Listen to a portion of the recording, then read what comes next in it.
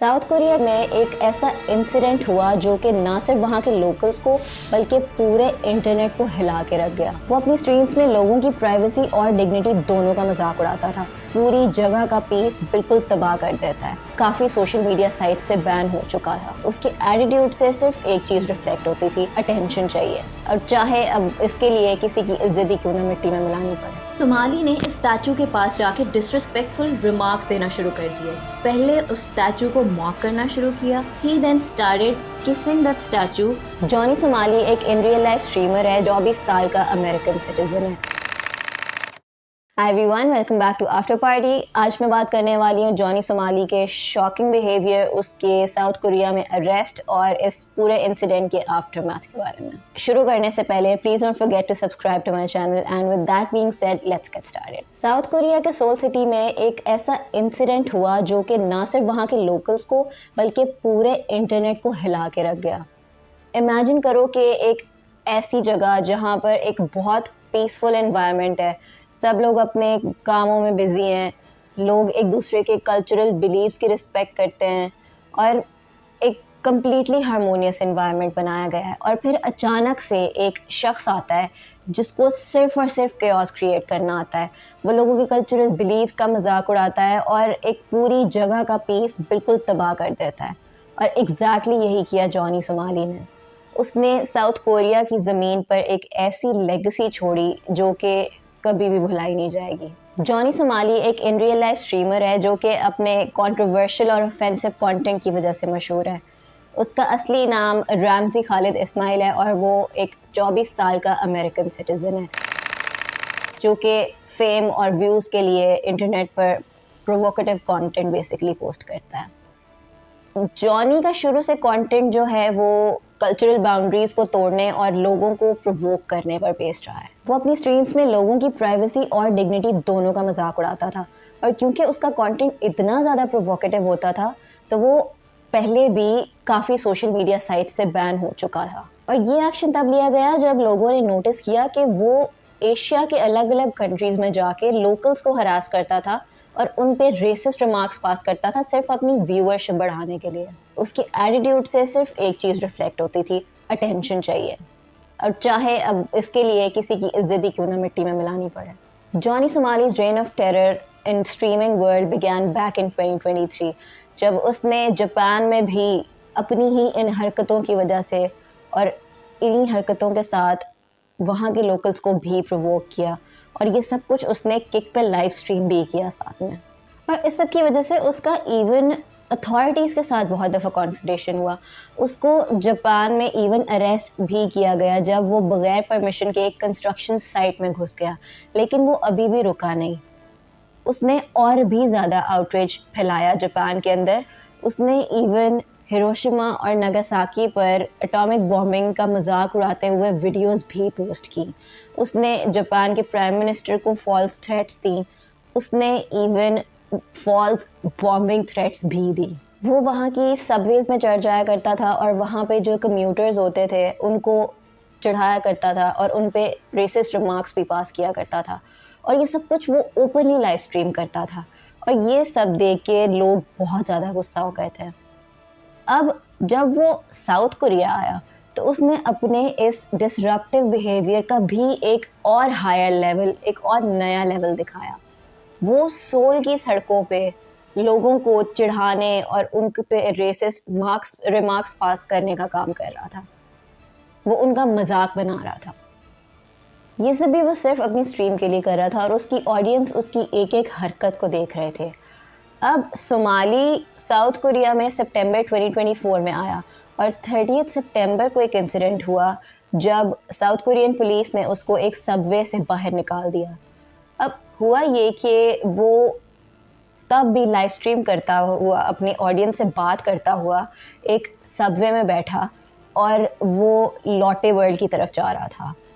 उसको वहाँ पर एक के pop theme dance class attend करनी थी, और रास्ते में अचानक हुआ ये कि जो उसकी चैट थी वो टेक्स्ट टू स्पीच चैट थी, और जो इस चैट में अचानक से इनअप्रोप्रिएट आवाज़ें प्ले होना शुरू हो गई। इसके बाद उसने किया ये कि वो चलता हुआ पूरी सबवे में घूमना शुरू हो गया और उसने ऊंचा ऊंचा चिल्लाना शुरू कर दिया, George Floyd, I can not breathe, I can not breathe. और जब लोगों ने ये सुना तो वो बहुत ज़्यादा परेशान हो गए और उन्होंने मुड़ मुड़ के उसको देखना शुरू कर दिया, लेकिन कोई कुछ कह नहीं सका।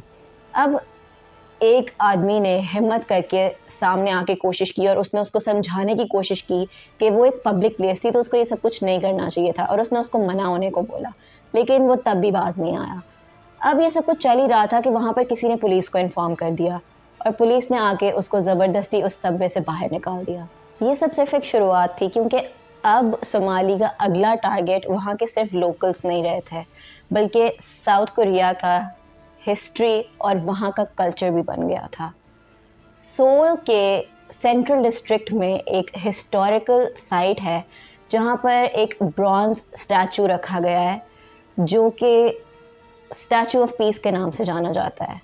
अब ये स्टैचू उन औरतों के लिए एक सिंबॉलिक ट्रिब्यूट है जो कि वर्ल्ड वॉर 2 में जापानीज़ मिलिट्री की फोर्सफुल स्लेवरी का शिकार बनी थी, और ये ऑब्वियसली इसीलिए साउथ कोरिया के लिए एक इमोशनल सिंबल है। सोमाली ने इस स्टैचू के पास जाके डिसरिस्पेक्टफुल रिमार्क्स देना शुरू कर दिए। पहले उसने उस स्टैचू को मॉक करना शुरू किया। He then started kissing that statue and he started giving that statue a lap dance. और वो तब भी रुका नहीं, उसने बाद में उस स्टैचू को किस करते हुए अपनी पिक्चर ली और उस पिक्चर को प्रिंट आउट करा के वहाँ पर गुजरते हुए लोकल लोगों में डिस्ट्रीब्यूट करना शुरू कर दिया। अब ये सब देख के पीपल वर शॉक्ड और उनको पहले तो यकीन ही नहीं आया कि वो कि कर क्या रहा था, और उसके बाद उसको फ़ौरन वहाँ से लोगों ने कह दिया कि वो यहाँ से चला जाए और उसको वो जगह खाली करने को बोल दिया। लेकिन वो तब भी वहाँ से नहीं गया और उसने उल्टा उन्हीं लोगों को प्रोवोक करना और उनको रेसिस्ट रिमार्क्स पास करना शुरू कर दिए। And all of this was being live streamed and this was the point where people realised कि he was doing too much. इस हरकत ने ना सिर्फ साउथ कोरिया में बल्कि पूरी दुनिया में लोगों में गुस्सा भर दिया। पूरे सोशल मीडिया पर आउटरीच फैल गया और लोगों ने कहना शुरू कर दिया कि कल्चरल सेंसिटिविटी और फ्रीडम ऑफ स्पीच में एक लाइन होती है जो कि क्रॉस नहीं की जानी चाहिए। एक और इंसिडेंट ये हुआ कि 17 अक्टूबर को अपनी लाइव स्ट्रीम में ही जॉनी ने एक कन्वीनियंस स्टोर से रामेन नूडल्स ख़रीदे और उसने सिर्फ कंटेंट के लिए उसी कन्वीनियंस स्टोर के डाइनिंग एरिया में जानबूझकर नूडल्स को फेंकना शुरू कर दिया।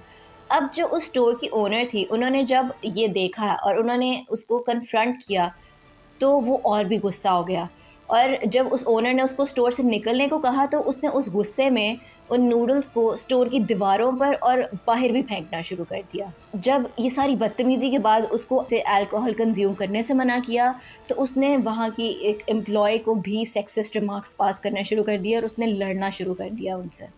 And now this was the day when he got reported to police and was held on probation finally.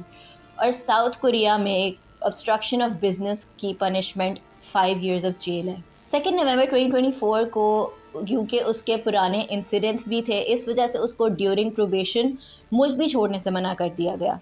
अब 6 नवंबर को फाइनली सोमाली ने एक वीडियो अपलोड की, एक अपॉलजी वीडियो जो कि उसने बनाई थी उस स्टैचू को डिसरिस्पेक्ट करने के लिए, लेकिन उसकी इस अपॉलजी को किसी ने भी सीरियसली नहीं लिया क्योंकि सबको उसकी हिस्ट्री का तो पता ही था।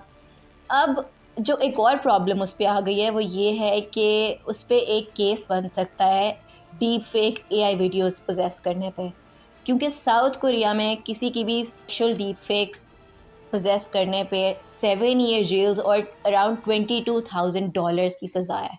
और उसने अपनी एक स्ट्रीम पे एक कोरियन स्ट्रीमर की फ़ेक वीडियो बनाई थी और उसने अपने ऑडियंस को बोला था कि ये उसकी गर्लफ्रेंड है, जो कि झूठ था, और इस वजह से भी उसको सज़ा मिल सकती है।